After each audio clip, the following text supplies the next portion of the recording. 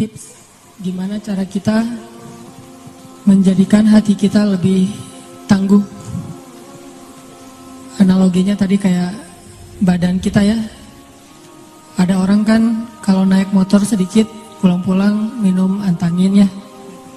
Kenapa baru naik motor sebentar udah cari tolak angin? Karena gampang masuk angin. Berarti dia lagi kurang fit. Ada orang baru jalan sebentar udah capek. Ada orang yang lari sampai berkilo-kilo biasa-biasa aja.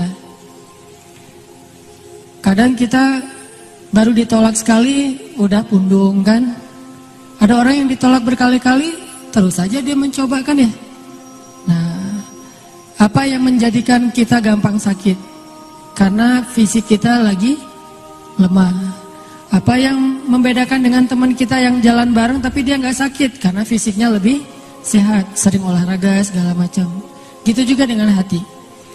Ada masalah yang sama dihadapi oleh dua orang yang berbeda. Yang satu baper, yang satu tough, bahkan bisa survive. Padahal masalahnya sama. Sama-sama habis diputusin. Yang pertama habis diputusin bunuh diri. Gak mati pula, kan itu. Jadi bunuh diri yang gagal gitu. Karena bunuh diri yang sukses gak bisa dirayain. Yang kedua, diputusin, dia masih bisa survive, bahkan habis diputusin dihalalin. Besok kemarin diputusin, hari ini dihalalin. Kenapa ada dua respon yang berbeda? Karena hatinya berbeda. Yang satu lemah, fragile, gampang retak, gampang pecah. Yang satu lagi hatinya tough, lebih kuat. Dan kekuatan hati itu akan menentukan bahagia dan susahnya kehidupan kita. Dan kekuatan hati itu tergantung dengan nutrisi yang tadi Teh Hanin sampaikan. Apakah kita ngasih hanya junk food yang kita kira udah ngenyangin tapi gak sehat, atau kita benar-benar ngasih real food yang kadang memang gak sesensasi junk food. Karena orang yang gak senang makan sayur, kadang makan sayur kan gak terlalu nikmat ya. Sedangkan yang makan makanan junk food, yang keripik-keripikan yang gak terlalu sehat, kadang buat dia lebih seru gitu. Ya zikrullah itu kadang emang gak seru bagi kita yang saya lah yang mungkin masih belajar. Tapi emang harus dipaksain.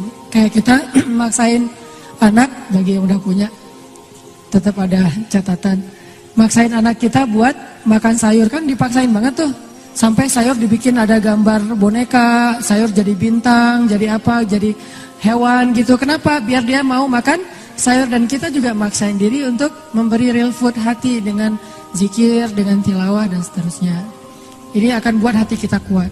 Dan kalau hati kita kuat, begitu ada sedikit badai atau angin-anginan dalam hidup, gak gampang masuk angin hatinya Teh. Kalau saya nambahin sedikit tips. Sebelum teman-teman datang melamar, banyak-banyak zikir kepada Allah. Karena kalau ditolak, akan kuat menerima kenyataan. Jangan melamar dalam keadaan hati lagi lalai. Itu ditolak benar-benar pulangnya itu gak ke rumah. Paling mending ke rumah sakit. Paling mending. Kalau pulangnya innalillah kan kasihan ya. Nah makanya sebelum ditolak mending zikrullah.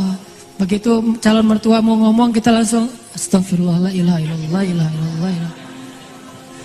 Pas dia bilang maaf biarkan si mbaknya menyelesaikan sekolah dulu. Innalillah astagfirullah innalillah astagfirullah. Kuatin aja zikir karena makin kita hatinya kuat menerima kenyataan yang kadang-kadang memang gak menyenangkan. Kalau udah terlanjur kenyataannya gak sesuai harapan kita, ya udah kuatin lagi dengan zikir lagi terus saja. Jadi larilah kepada Allah wa anibu fafirru ilallah.